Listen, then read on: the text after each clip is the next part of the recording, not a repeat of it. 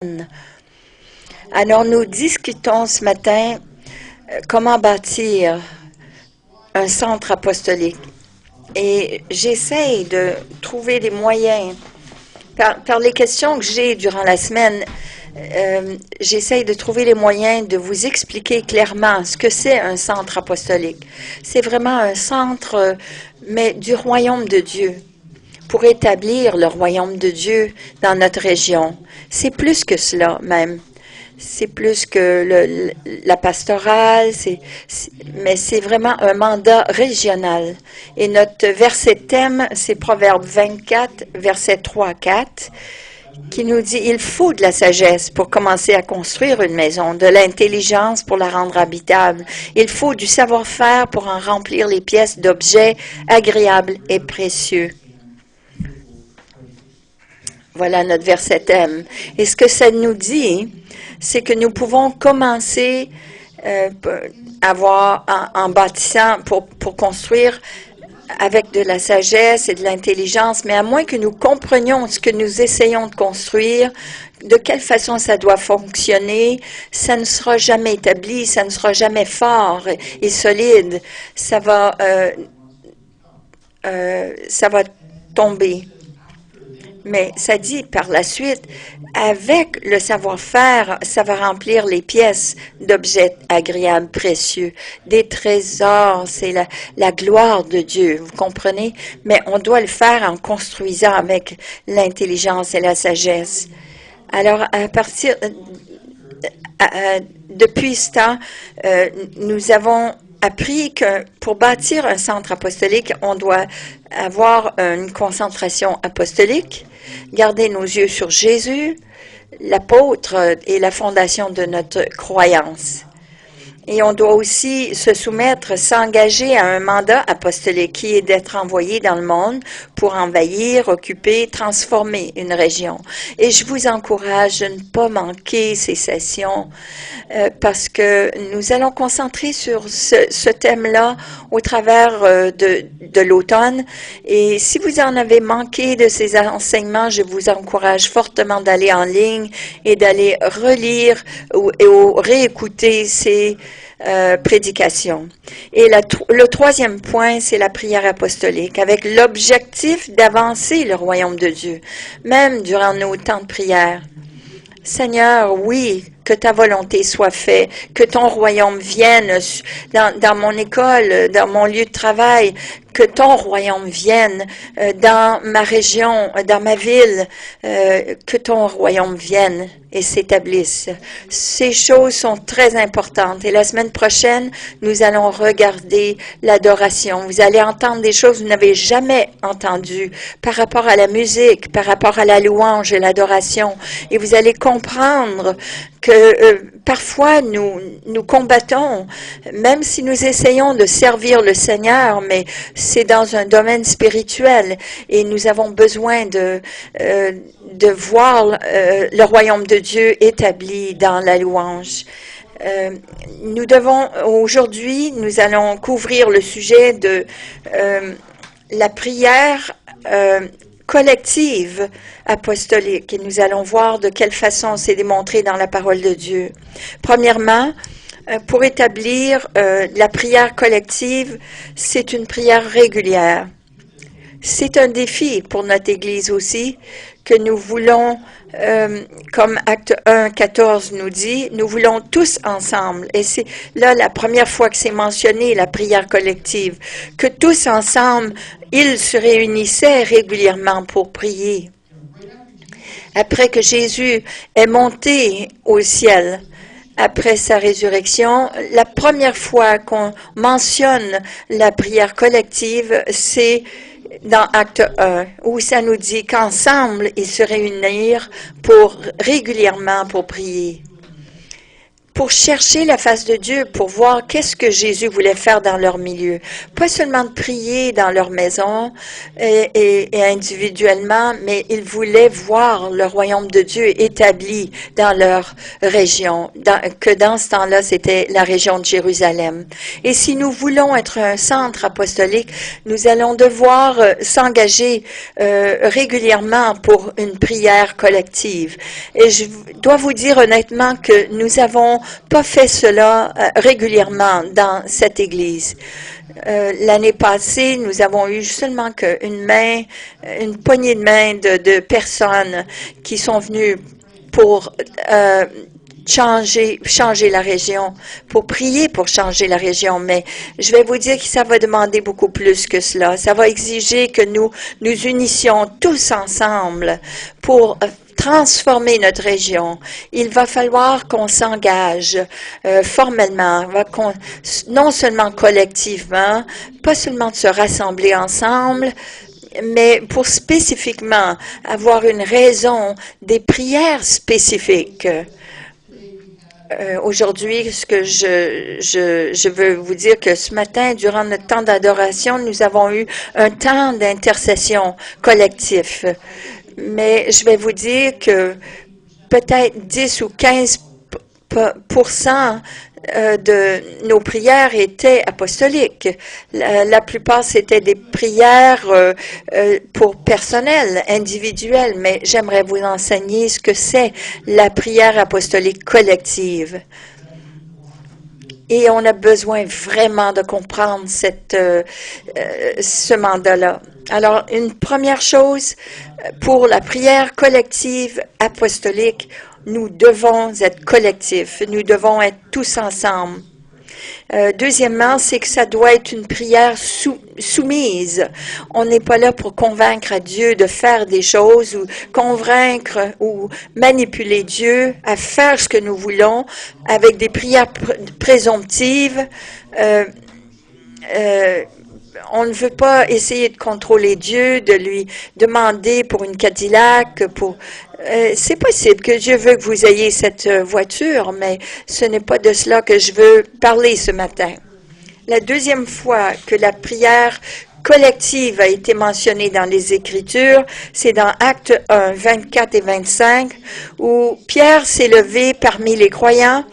Et Judas venait de se pendre et il a dit, il faut le remplacer. Il faut que nous remplacions cet apôtre qui est parti, qui nous a laissés. Alors, il a fait appel à d'autres hommes pour le remplacer, des hommes qui étaient remplis de l'Esprit et qui pourraient le remplacer. Et voici ce qui a été dit dans Actes 24, 1, 24 et 25. Puis l'Assemblée fit cette prière. Seigneur, toi qui connais le cœur de tous, tu vois, Seigneur, tu vois, nous voyons l'extérieur, mais toi, tu vois le cœur de tous.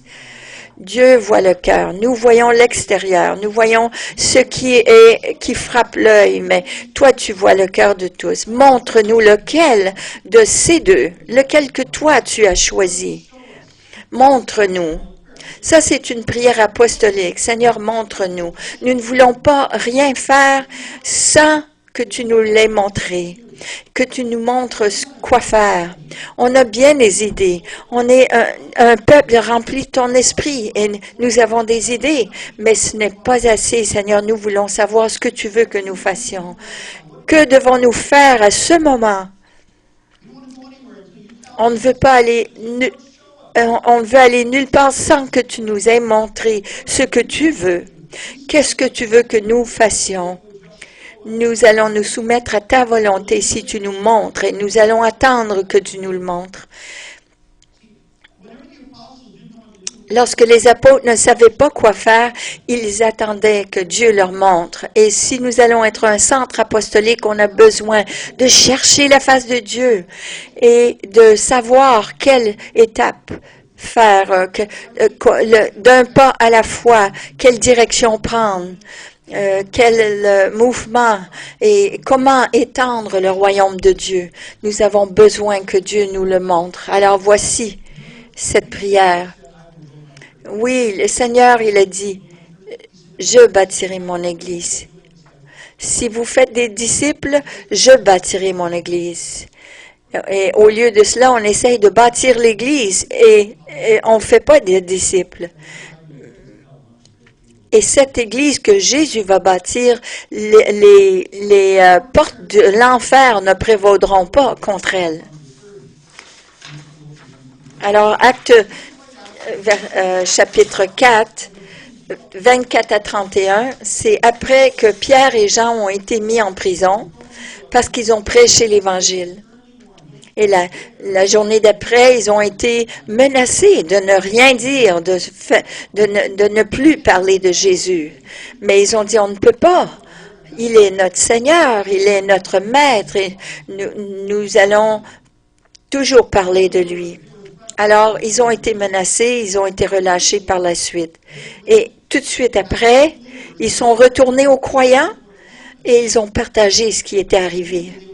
Et immédiatement, ils se sont rassemblés collectivement pour prier. Oh non, ils se sont pas plaints en languissant devant Dieu pour dire, oh Seigneur, qu'est-ce qu'on va faire? Non, ils ont prié une prière apostolique. Alors, Acte 4, 24 à 31 nous dit, après avoir entendu ce récit, ce que les apôtres leur avaient partagé, les croyants adressèrent d'un commun accord cette prière à Dieu. Vous savez, lorsque je dis qu'on va dans votre garde-robe pour prier, vous êtes tranquille, vous priez à Dieu seul. Mais là, c'était une prière d'accord où ils crièrent à Dieu. Maître, c'est toi qui as créé le ciel, la terre, la mer et tout ce qui s'y trouve. C'est toi qui, par le Saint-Esprit, a fait dire à David, notre ancêtre et ton serviteur. Les nations se sont agitées, mais pourquoi? Les peuples ont comploté, mais c'est pour rien. Les rois de la terre se sont préparés au combat et les chefs se sont unis contre le Seigneur et contre le roi qui l'a consacré. Car il est bien vrai qu'Hérode et Ponce Pilate se sont unis dans cette ville avec les représentants des nations étrangères et du peuple d'Israël contre ton saint serviteur Jésus, celui que tu as consacré. Ils ont ainsi réalisé tout ce que, avec puissance, tu avais voulu et décidé d'avance. Et maintenant, Seigneur, sois attentif à leurs menaces et donne à tes serviteurs d'annoncer ta parole avec une pleine assurance. Démontre ta puissance afin que des guérisons, des miracles et des prodiges s'accomplissent par le nom de ton saint serviteur, Jésus. Quand ils eurent fini de prier, l'endroit où ils étaient réunis trembla.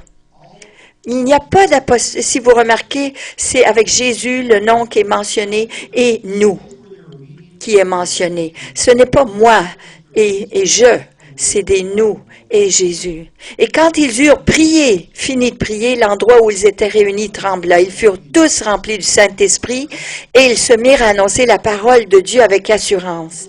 Alors, la prière de confiance, ça nous dit, Acte 4, 24, après avoir entendu ce récit, les croyants adressèrent d'un commun accord cette prière à Dieu.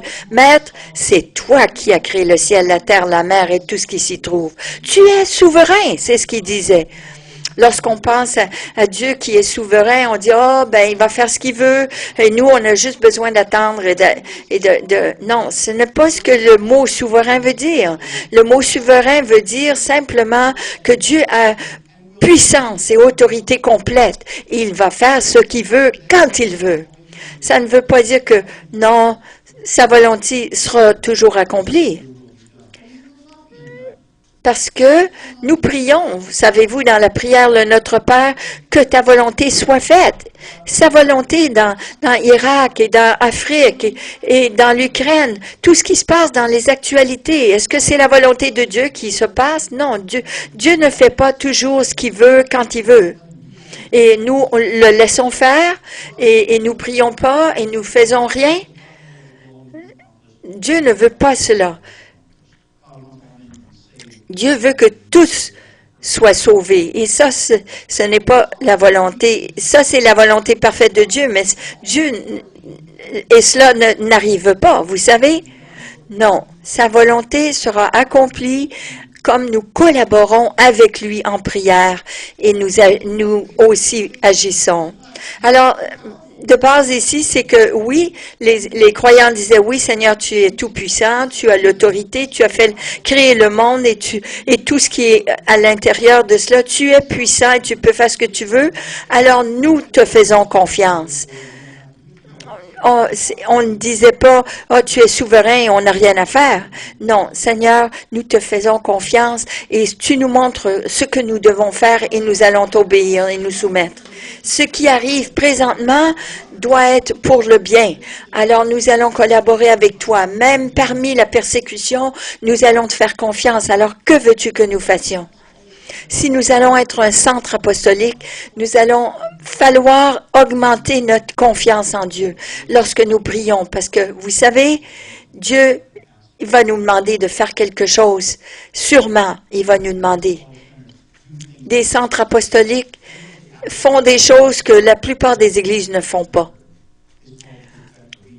Un centre apostolique est appelé à affecter sa région et nous serons appelés à faire des choses que la plupart des églises ne seront pas appelées à faire.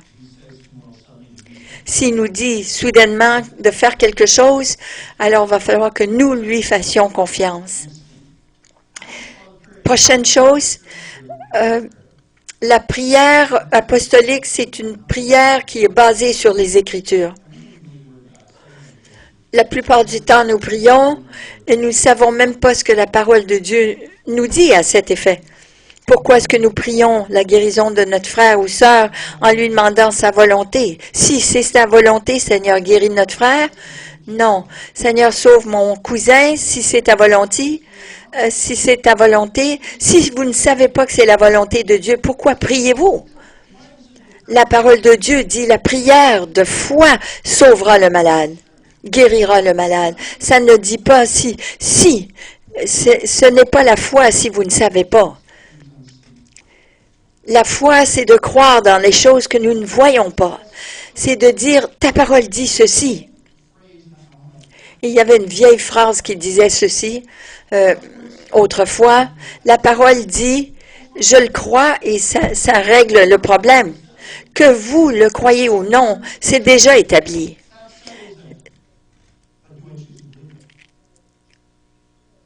Ce que la parole de Dieu dit, Dieu l'a établi, mais est-ce que vous le croyez? Ça ne viendra pas, portera pas de fruits si vous n'y croyez pas. Il faut que ça soit une prière qui est basée sur les Écritures.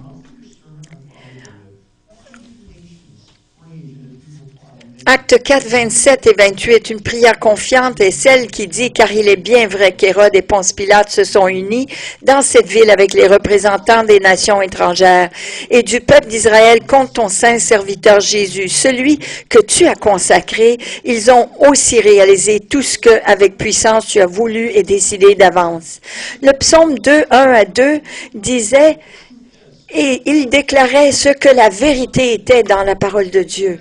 Et lorsque vous savez ce qui est vrai, vous pouvez prier avec de l'autorité. Mais si vous ne savez pas, vous ne pouvez pas avoir une prière confiante. Il disait, voici ce que la parole disait. Alors nous allons nous enligner avec cette parole. Et nous allons prier de cette façon. Vous savez, lorsque les apôtres ne savaient pas la volonté de Dieu, ils priaient et demandaient la direction de Dieu. Et lorsqu'ils le savaient, ils ne disaient pas si c'est ta volonté. Lorsqu'ils priaient la vérité solide, parfaite de la parole de Dieu. Alors ils prenaient les versets qui étaient appropriés, qui rencontraient la situation, qui étaient pertinentes à leur situation, et ils priaient, et tout le groupe était en accord et s'enlignait avec cette parole et cette prière. Alors ils voyaient Dieu agir. Et dans ce sens, c'était le psaume 2, 1 à 2, qui est un psaume de Jésus. Et ça prophétisait que oui, les nations viendraient contre le Fils de Dieu lorsqu'il apparaîtrait. Mais le restant du psaume nous dit de quelle façon Dieu allait élever son Fils et il serait victorieux sur les nations. Et un jour, les nations viendraient à connaître Jésus, le oint, et ils l'adoreraient. Alors, lorsque les disciples ont cité ce psaume-là, ils l'ont reconnu, ce psaume 2, 1 et 2.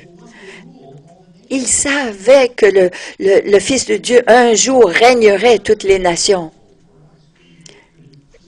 Ils n'ont pas dit, « Oh, ben regarde, pauvre nous, on est persécutés. » Non, ils ont cité ce psaume parce qu'ils savaient que Jésus surmonterait et serait victorieux, même parmi la persécution, parce qu'ultimement, Jésus serait victorieux.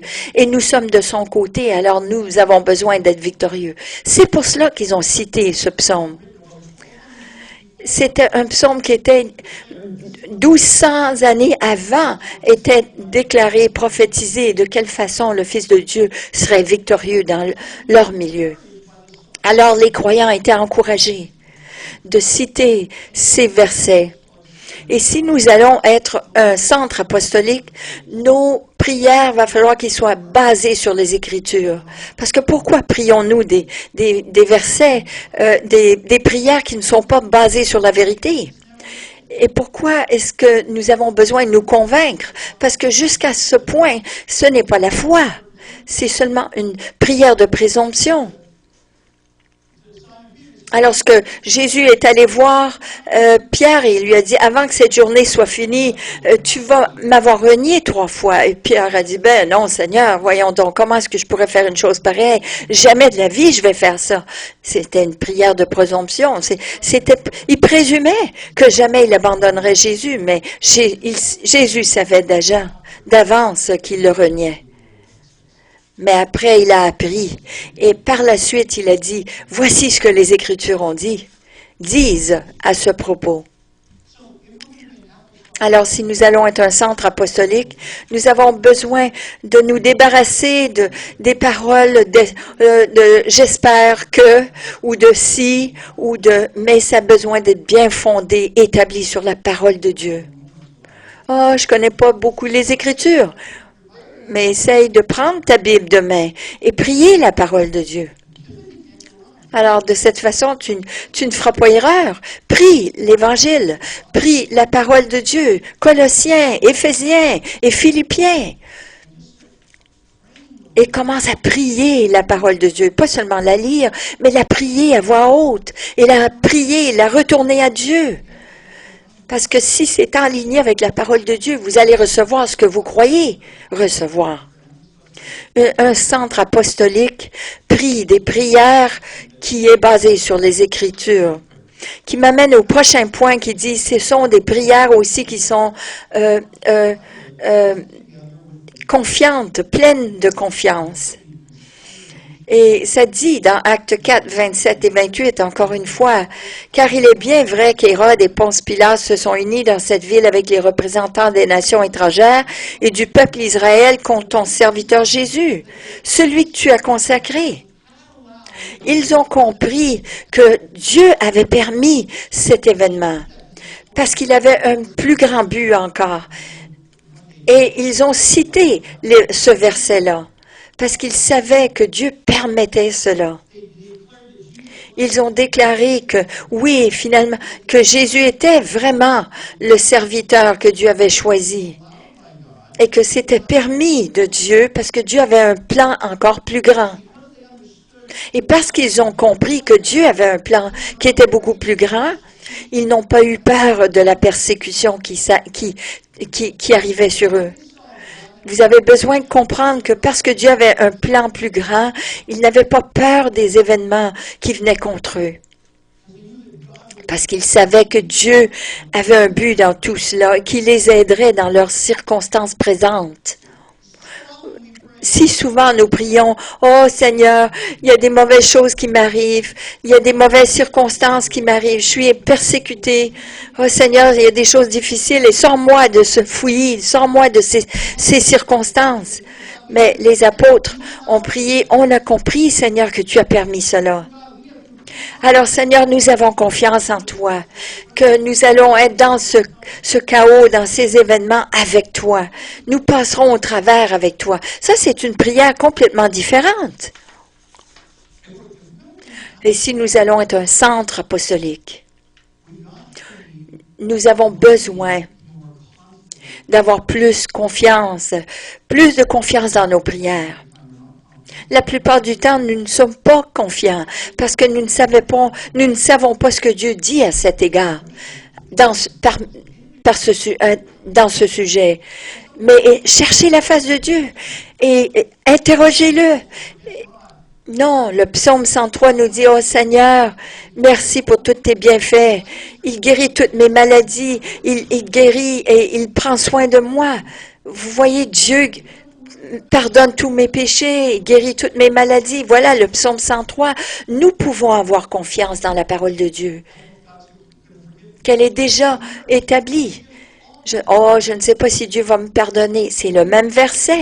Si vous confessez vos péchés, il est fidèle et juste pour vous les pardonner. Oui. Vous n'avez pas besoin de vous poser la question, je ne sais pas si c'est le péché impardonnable. Peut-être que Dieu ne me pardonnera pas. Le seul péché impardonnable, c'est de rejeter Jésus. Parce que nous rejetons tous les bénéfices qui incluent la guérison, le pardon, le salut et la délivrance et toutes ces choses que Dieu nous offre gratuitement par son sacrifice.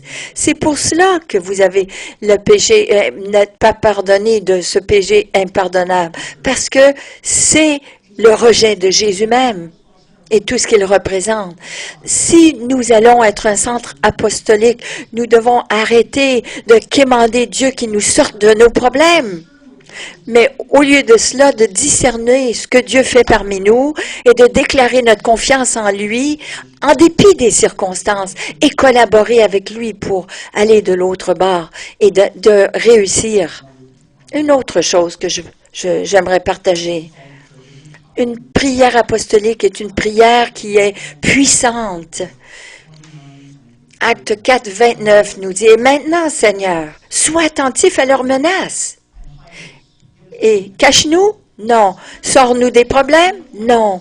Et donne à tes serviteurs d'annoncer ta parole avec une pleine assurance. S'ils nous menacent parce que nous parlons et déclarons la parole de Dieu, donne-nous plus de puissance. Donne-nous plus d'assurance. » Ce n'est pas une prière, « Oh Seigneur Jésus, je suis persécuté, aide-moi. » Non, c'est Seigneur, donne-nous encore plus d'audace. Démontre ta puissance afin que des guérisons, des miracles, des prodiges s'accomplissent par le nom de ton saint serviteur Jésus. Les apôtres ne priaient pas que les choses deviennent meilleures. Les apôtres ne priaient pas que la persécution arrête. Ils ne priaient pas qu'ils détruisent leurs ennemis ou qu'ils anéantissent l'ennemi ou la menace. Non, ils ne priaient pas qu'ils détruisent leur ennemi. Non. Ils ont déjà compris par ce verset que Dieu permettait cela pour un but très précis. Alors, au lieu de cela, ils priaient qu'au milieu de ces circonstances, Dieu, oui, donne-nous la puissance, pleine assurance de déclarer ta parole avec assurance. Oui, Seigneur.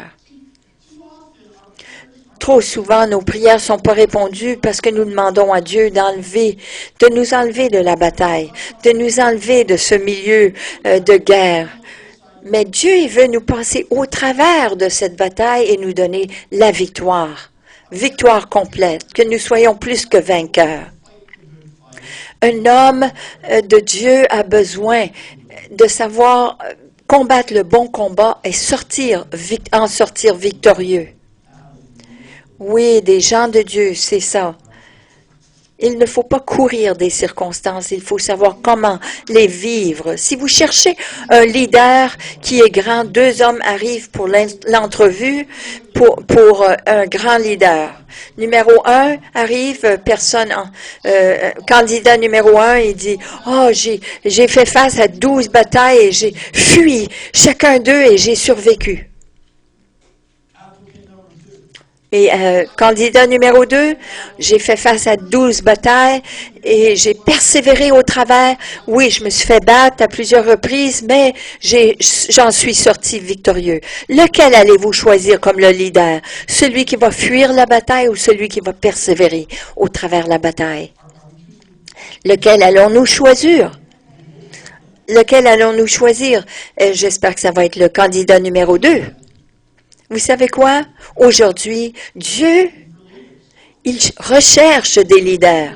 Il cherche des gens qui vont lever une nouvelle génération.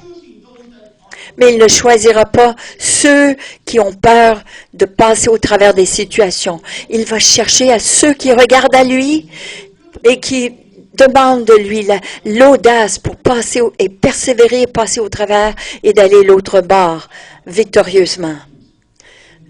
Un de mes dictons préférés, c'est que la dernière personne ici dans cette pièce est la gagnante.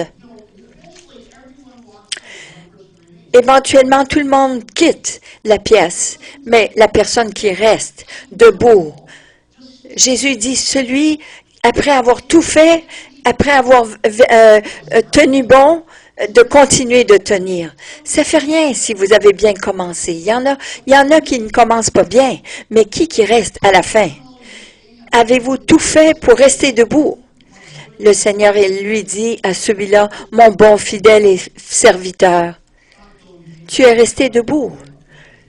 Pas celui qui a abandonné avant la fin. Non, celui qui a persévéré jusqu'à la fin et qui est resté debout. Victorieux. Remarquez aussi dans ce dans ce verset, le Seigneur a dit, oh, nous prions des bons apôtres, Seigneur. Non, Seigneur, donne-nous toute pleine assurance.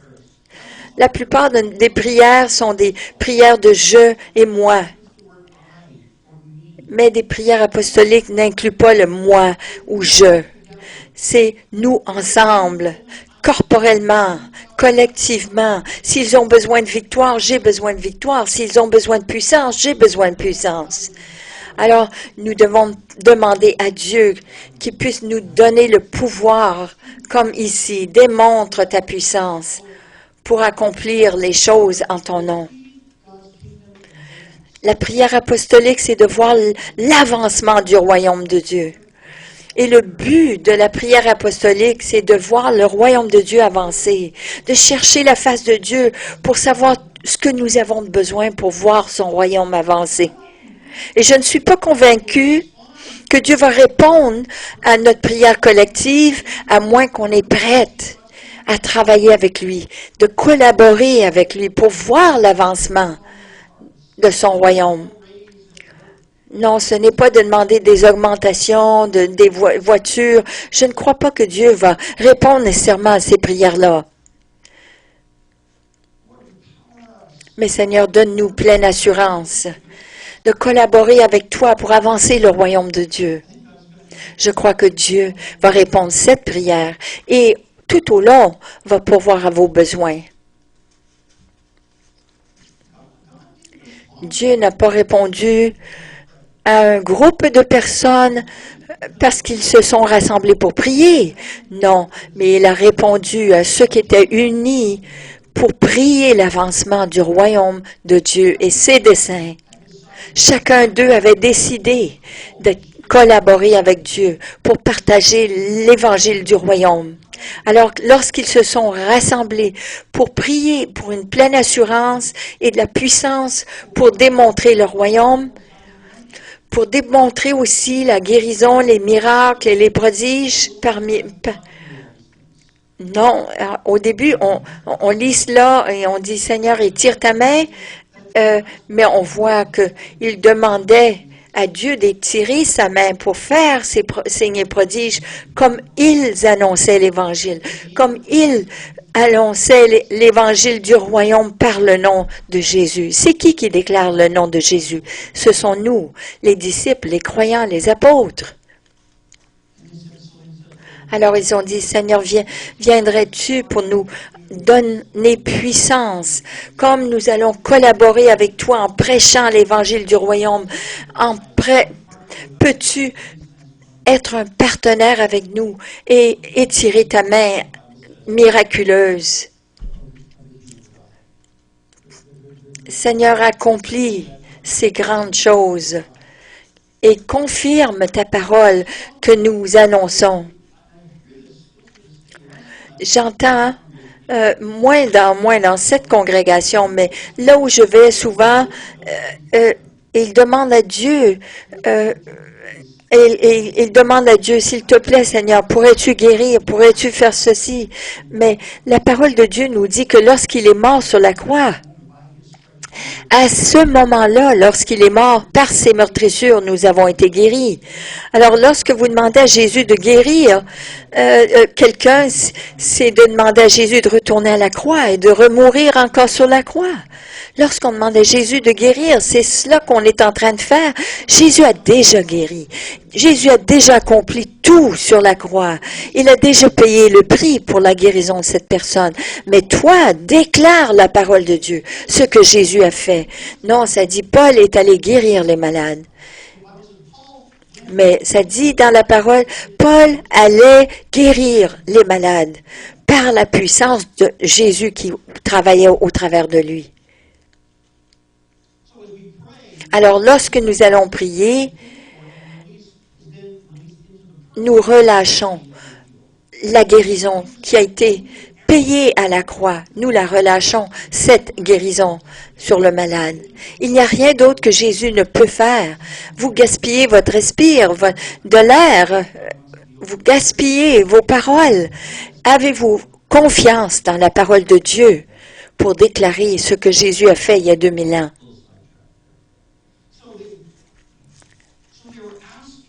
Alors il demandait, Seigneur, comme nous allons annoncer ta parole, nous donnerais-tu cette puissance pour que les signes et les prodiges soient sur le ministère, s'accomplissent par ton nom. Si nous allons être un centre apostolique, nous devons passer moins en moins de temps de réparer nos erreurs et nos problèmes, et qu'il nous donne cette audace et cette puissance, cette pleine assurance de régler les problèmes. Parce que Dieu nous le promet. Nous savons tout ce verset. Comment et quand est-ce que Dieu promet de nous donner tout ce qu'on a besoin? C'est lorsque nous cherchons le royaume de Dieu en premier. Alors, lorsque nous annonçons sa parole avec audace, Dieu vient appuyer cela par sa puissance. Nous avons besoin de demander sa puissance d'accomplir sa volonté et il nous rencontrera nos besoins selon ses richesses. Oui, la nourriture, le linge et tout ce que nous avons besoin. Nous ne devons pas demander que nos besoins soient rencontrés, mais de simplement chercher premièrement le royaume et Dieu fera que nous ayons tous nos besoins rencontrés. Alors, que devons-nous nous attendre si nous nous engageons corporellement, collectivement, à de la prière d'intercession ensemble? La prière personnelle est importante, oui. Prier, l'adoration, l'intercession, mais que pouvons-nous nous attendre si nous nous engageons à cette prière apostolique collective? Cette prière confiante, cette prière de puissance, cette prière de confiance, cette prière aussi soumise et cette prière régulière. La parole de Dieu nous dit dans Actes 4:31, quand ils eurent fini de prier, l'endroit où ils étaient réunis trembla et ils furent tous remplis du Saint-Esprit et se mirent à annoncer la parole de Dieu avec assurance. Vous voyez, comme ils ont prié collectivement, l'avancement du royaume de Dieu, du royaume de Dieu vient avec puissance. Et lorsqu'ils ont prié l'avancement du royaume de Dieu, cet endroit où ils étaient les a tous remplis. Ça dit, ils furent tous remplis du Saint-Esprit et se mirent à annoncer la parole de Dieu avec assurance.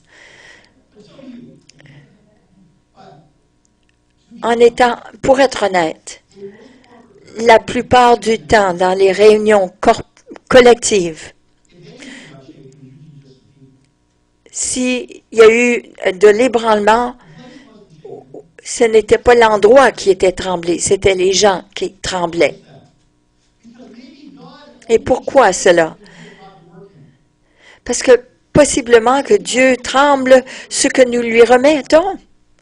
Si nous lui remettons en prière, c'est ce que la plupart du temps, vous savez, c'est nous-mêmes. C'est ça que tu me donnes à trembler?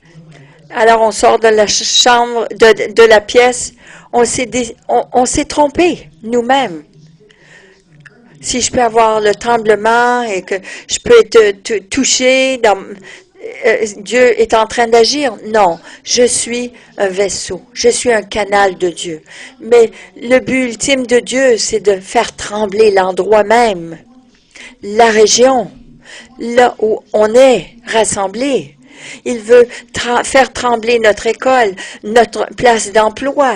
Il veut faire trembler notre région. Et nous, parce qu'on sort de là un peu ivre dans l'esprit, on pense que Dieu a accompli ses desseins. Comprenez-vous cela? C'est plus que nous. Mais si seulement on viendrait contre les forteresses spirituelles de cette ville, oui, Dieu pourrait trembler l'atmosphère spirituelle dans notre région. Peut-être si on commencerait à confronter les systèmes religieux, éducationnels et politiques, Dieu pourrait faire quelque chose. Mais tout ce que nous faisons, c'est nous concentrons sur nous-mêmes et c'est seulement nous-mêmes que Dieu fait trembler. On dit à Dieu comment est-ce qu'on a tellement de besoins et on commence à trembler un peu dans la présence de Dieu. On se trompe à penser que c'était ça le but ultime de Dieu. Mais Dieu veut faire trembler beaucoup plus que notre corps et le nous. Vous comprenez? On va apprendre beaucoup plus dans les semaines à suivre. Mais peut-être que Dieu ne fait pas trembler les choses parce que nous lui avons pas offert autre que nous-mêmes. Peut-être que nous avons besoin d'apprendre à commencer à savoir à prier. Comment faire trembler, venir amener le tremblement par des prières apostoliques. Correct. Et là, Dieu va commencer à faire des tremblements majeurs.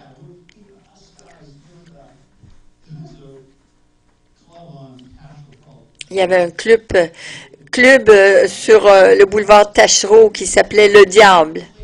Alors, on est allés, nous, quelques hommes, puis on a prié sur cette bâtisse. On est venu contre cela, contre ces forces ténébreuses. Et le Seigneur a fermé cette place.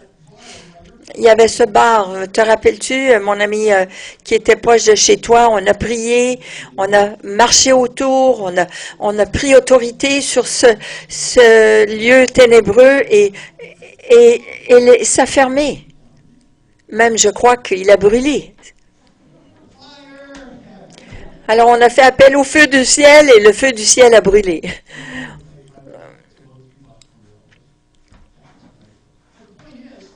Mais le point est ceci, lorsque nous prions des prières qui vont faire trembler les choses, Dieu agit. Mais la plupart de nous, on ne prie pas comme ça. Oui, de temps en temps, nous avons besoin de trembler, mais ce n'est pas le but ultime de Dieu. Non, plutôt prions dans les choses qui arrivent dans les parcs ici. Les échanges de drogue. Quelques rues d'ici, là. Il y a un endroit là où il y a beaucoup de drogue qui est échangée. Il y a 50 ans, nous avons prié là-dessus. Il y avait tellement de seringues partout. Nous avons prié des prières apostoliques. Et soudainement, ça avait été nettoyé. Et nous avons su à ce moment-là, il y avait eu des arrestations. Mais depuis ce temps-là, on n'a pas prié. Un centre apostolique, c'est un endroit où tout le monde est soumis à cet appel apostolique. C'est un mandat apostolique d'aller dans le monde, d'envahir, d'occuper et de transformer notre culture. Et un centre apostolique doit aussi apprendre, là où il y a lieu, la prière personnelle, mais la prière collective, où, en élevant ces prières devant Dieu pour transformer notre culture et notre région. Par la prière collective, là où Dieu peut venir trembler l'atmosphère et ébranler l'atmosphère et la région, et que son royaume avance. Et je crois aussi que personnellement, nous cherchons la face de Dieu pour que Dieu nous change. Mais lorsque nous sommes collectifs, ensemble, nous devons prier des prières apostoliques. Parce que c'est une prière missive. C'est une prière qui a un but très spécifique, en faisant confiance à Dieu de travailler dans cette situation. C'est une prière qui est basée sur les Écritures, là où nous savons ce qu'est la parole de Dieu, la volonté parfaite de Dieu. Et c'est une prière confiante qui peut, avec confiance, déclarer, avec audace, déclarer la parole de Dieu. Déclarer la guérison, le salut, la liberté de tout esclavage, parce que le Fils de Dieu est venu pour cela. C'est de venir contre ce que l'ennemi fait. Parce que Jésus est venu et il avait la puissance sur toutes les œuvres de l'ennemi. Et il nous a donné cette puissance. La prière apostolique, c'est de crier à Dieu pour que Dieu nous donne cette puissance pour agir, collaborer avec la volonté de Dieu. Pas pour avancer notre compte de banque, pas pour avancer nos affaires, mais pour que le royaume de Dieu